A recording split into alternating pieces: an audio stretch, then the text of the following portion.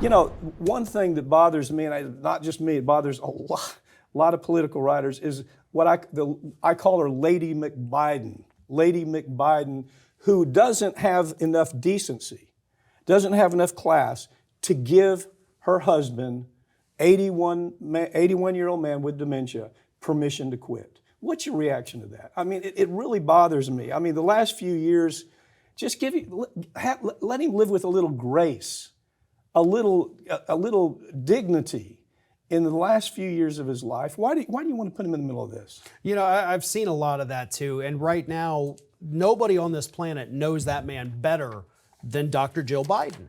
So she sees this, all right? There's no way that she cannot see what has happened to her husband over the years. She is with him all day. Right. So she knows the difference. Like, he wakes up, we have wonderful conversations.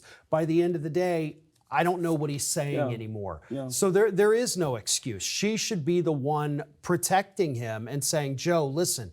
I mean, they had that meeting over the weekend in the Hamptons where the whole family was there, even Hunter. And Hunter says, Dad, stay in. Well, you know why you want him to stay in. Of course. But Jill should have said, no, listen, look, we know how dangerous what's on that other side is. We have to just make sure that doesn't win. And unfortunately, that means you can't do this anymore. Look, you were president of the United States. You will be in the history books. I was first lady. Right. But it's almost like she can't let go of that first lady status.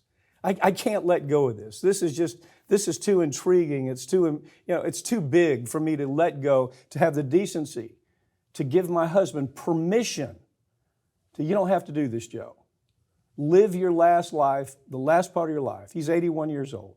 Live the last part of your lives with some dignity, with some grace. I'm all good with that. The family's good with that. You have nothing to prove to us. I mean, isn't that what you do if you really care for somebody? Look, I mean, we sat here saying the same thing about Dianne Feinstein. Like, listen, good point. You've spent too much time in office. You've got some good accomplishments. Retire with dignity and let somebody else pass the torch to somebody else. And then what happened? She didn't do it. She died in office. Now we've lost two amazing people from the House of Representatives who ran for that Senate seat, Katie Porter and Barbara Lee, not going to be in Congress next year because Dianne Feinstein wouldn't retire, and it pisses me off. And we're looking at the same thing here. I don't even know if he'll make it to the election. Oh, he's not going to make the election.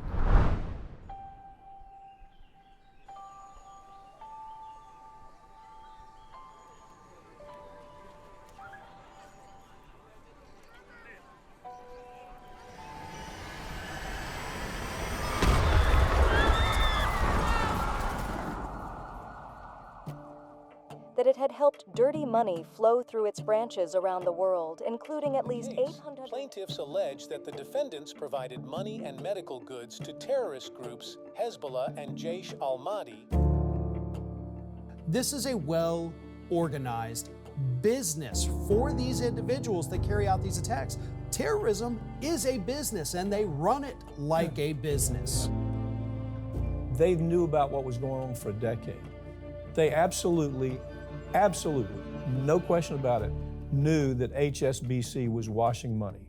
They had every reason to understand it was for terrorism and it was for drug cartels. Took no action whatsoever. These banks are involved. Their accounts are connected, and they're using them to mask the transactions. The more complicated they can make the transactions, the more distance they can put between the bad guys and a seemingly legitimate purpose of these funds. They pay $1.9 billion, which is a drop in the bucket compared to what they've made, and nobody goes to prison. These CEOs, these bankers that made this decision, they're safe at home. They know what they've done. It's resulted in the death of Americans, contractors and soldiers, not just hundreds, but thousands. And we look the other way because they don't look like criminals. The die is cast. The people that are responsible are on Wall Street. And they don't look like criminals. It's almost a suspension of disbelief. Sometimes I'll have people call me and say, is this real? Do they really get away with this? Yeah, they do.